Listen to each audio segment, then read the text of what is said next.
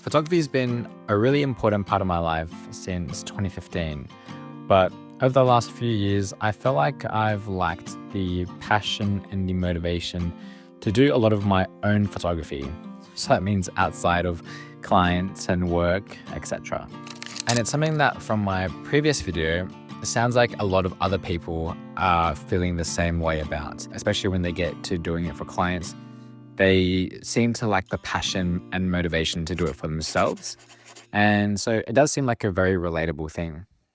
Maybe somewhere along the way, artistic expression and doing photography for yourself became content creation, where to me, it felt like doing it for the likes and validation of other people.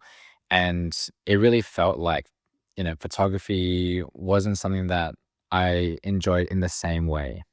Funnily enough, photography felt like a little bit of an obstacle to enjoying real life. But something really changed for me recently, and it actually kind of reminded me of how I started photography 10 years ago. And that's by having the opportunity to travel and be on holiday.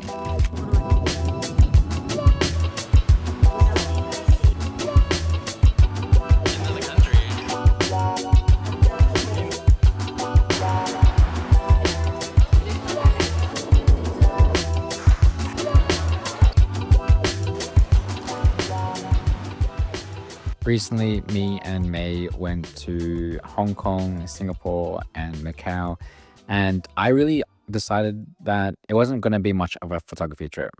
I wasn't going to bring any of my big camera gear, and I thought, okay, the only piece of equipment I'm going to bring is my Sony ZV-1, which is a very pocketable small camera. I wasn't expecting to really begin to take many photos, but once we got to Hong Kong and we landed and we're seeing all the different surroundings around us and the different bits of art and the different architecture, it really felt like an opportunity to take photos. Found a photo. Alright. Oh, that's beautiful. Oh, it's an old lady in Paris. Like spying on this old lady. She just vibing. I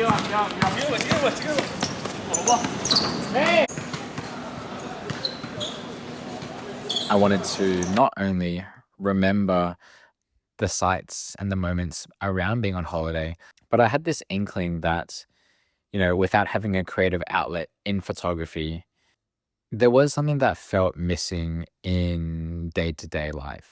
And so when we were on holiday and when you're in a city like Hong Kong and every corner literally looks and feels photogenic, it is so easy to get back into enjoying taking photos.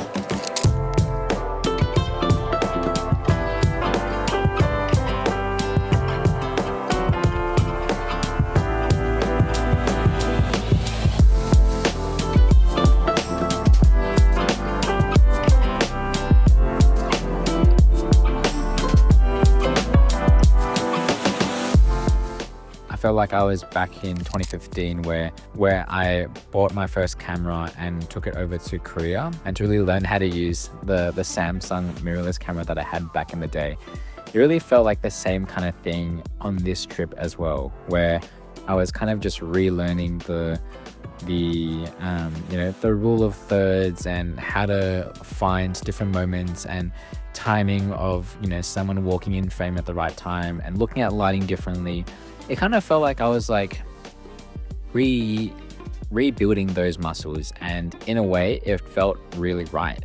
It felt really simple to do because there was no pressure from other people, and it felt really refreshing because obviously it's a brand new environment, everything is unfamiliar to you, and it just felt like I was really happy with the photos that I was taking as well, which is obviously a big plus.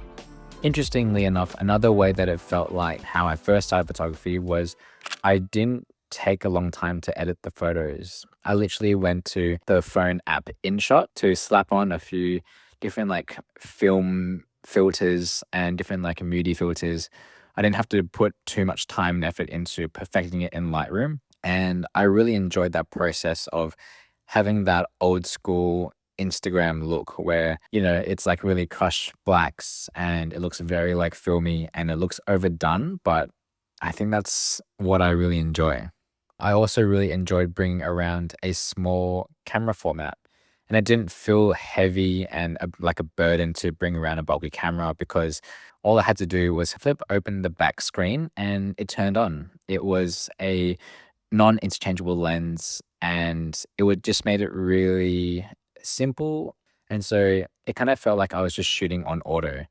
It was really just quite straightforward, which made it really easy to just enjoy taking photos in the moment. This kind of feeling continued as we went around different cities. So we traveled a little bit to Macau, where there was some beautiful colors in the architecture. I also had the same feeling in Singapore as well, where there was lots of photo opportunities. And so being able to see so many different things in a short amount of time really made it the right environment to enjoy photography again. Which begs the question, what does this mean now that I'm back in Melbourne and back in my home everyday environment? To be honest, I don't know the answer to that. I don't know if I'll be bringing a camera around everywhere or if I'll start shooting portraits again. So I don't really have an exact idea of what my photography journey will look like now that I'm back in Melbourne, but hey, at least I can say that I've enjoyed picking up the camera again. I've learned to find good framing again. I've enjoyed the process of finding locations and, you know, literally snapping away at opportunities. So, and at least for that, I feel like I've exercised a little bit of those muscles that make me enjoy the creative craft of photography.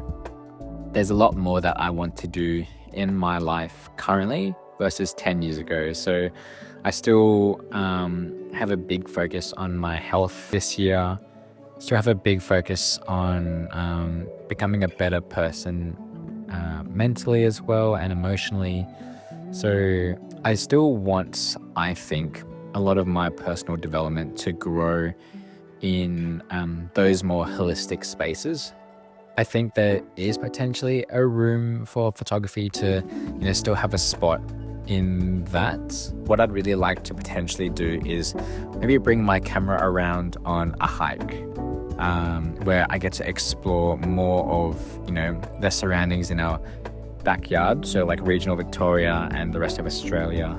And I think that would be another really great opportunity to enjoy photography again. But yeah, just wanted to create this quick video after our trip.